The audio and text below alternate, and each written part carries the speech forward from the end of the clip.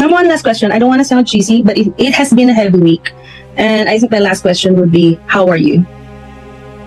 I'm okay. Surprisingly, I'm okay.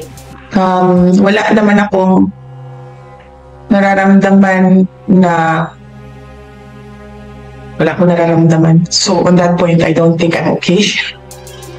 Wala akong nakatulog naman ako maayos. Siguro dahil sa pagod nung isang buong araw ng meetings dito. At meron akong saktong tulog, meron akong saktong kain.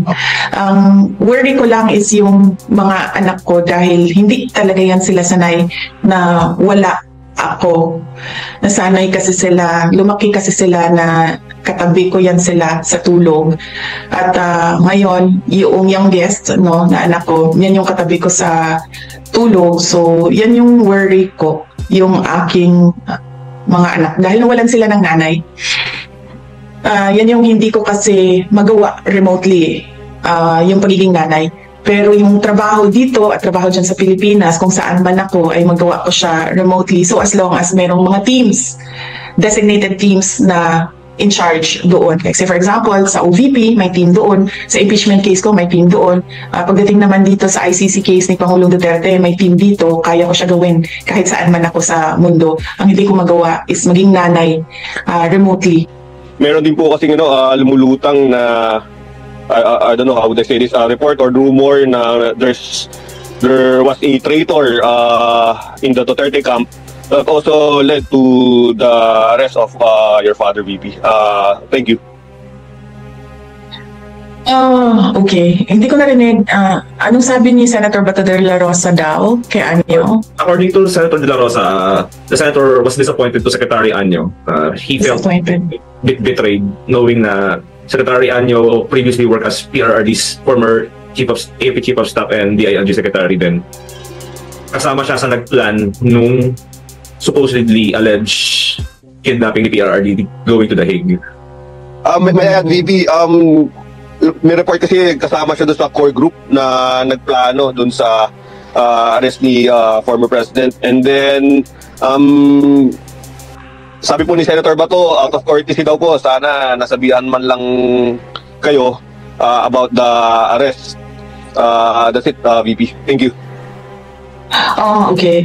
Alam mo, tinanong na rin ako kanina, di ba, how am I? Sabi ko, kanina wala akong nararamdaman. Sa totoo lang, wala talaga akong nararamdaman. Hindi ako galit, hindi ako disappointed. Nothing at all. Kasi, pointless naman na mag-harbor ako ng feelings about what happened. Hindi na siya maibabalik. Hindi na mababalik si Pangulong Duterte sa Pilipinas. So what we should do as a country is move on from what happened. No? What will we do as our ways forward as a country and as a people from what happened? Magalit man tayo, walang papupuntahan yung galit natin. Dahil hindi naman yan sila papanagutin ng pamahalaan eh. Nakikita nyo yung mga sagot nila, wala na sa ayos, wala na sa rason, wala na sa common sense, wala na sa batas. Pero walang magagawa laban sa kanila.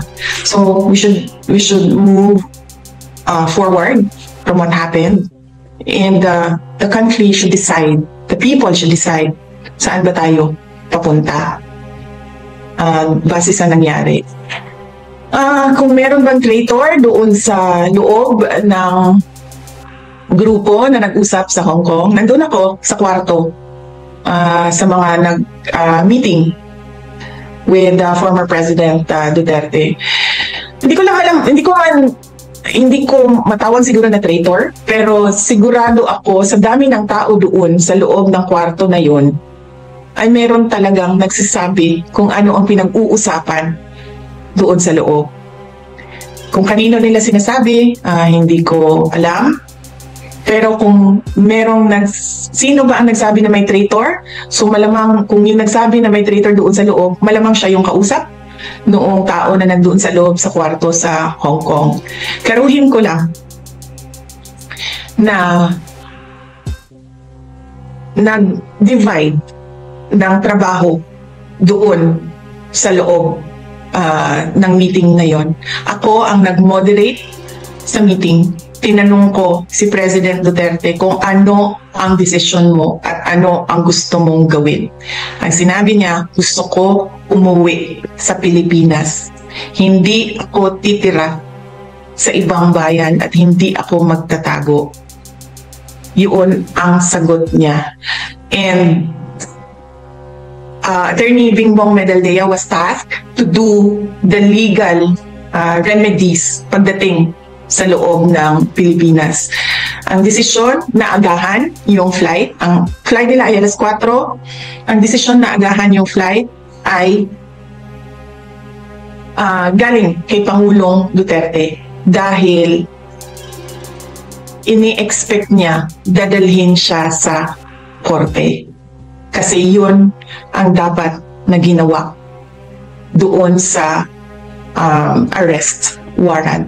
Kung may traitor man, malamang dahil merong nagsabi merong traitor, traitor siya siguro sa information at binigay niya doon sa kabila, but I don't think meron siyang binigay na information na valuable din sa Philippine National Police dahil alam naman ng lahat at hindi tinago no, na uuwi si Pangulong Duterte at kung anong oras siya uuwi sa Pilipinas. At ang desisyon na umuwi ay sa kanya. Sabi niya, hindi siya magtatago. Uuwi siya ng bayan niya.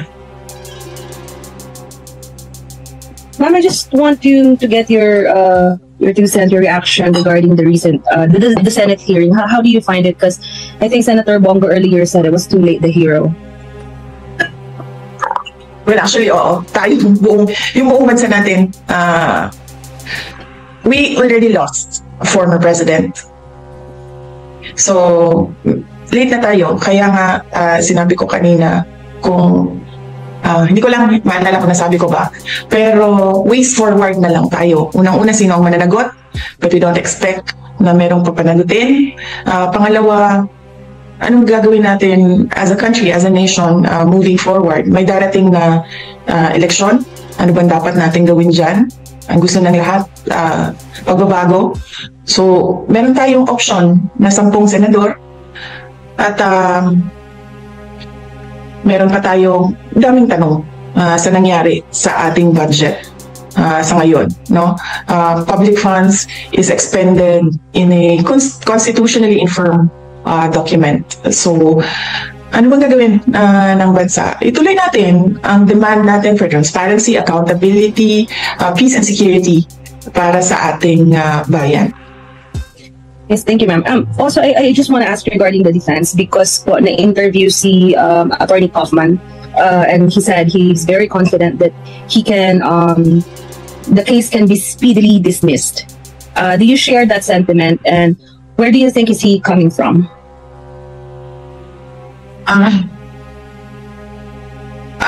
It is best if you ask him to elaborate on his answers.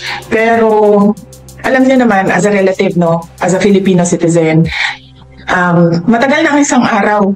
Matagal na sa atin ang 2 araw. Pero for lawyers, alam mo, meron yan silang sarili nilang mga timelines, no? Kung paano yung proseso sa loob ng korte. But as a relative, as a daughter, I just feel na, and as a citizen, as a Filipino citizen, masyado nang matagal ang isang araw. One last question. I don't want to sound cheesy, but it has been a heavy week. And I think my last question would be, how are you? I'm okay. Surprisingly, I'm okay. Wala naman akong nararamdaman na wala akong nararamdaman. So on that point, I don't think I'm okay.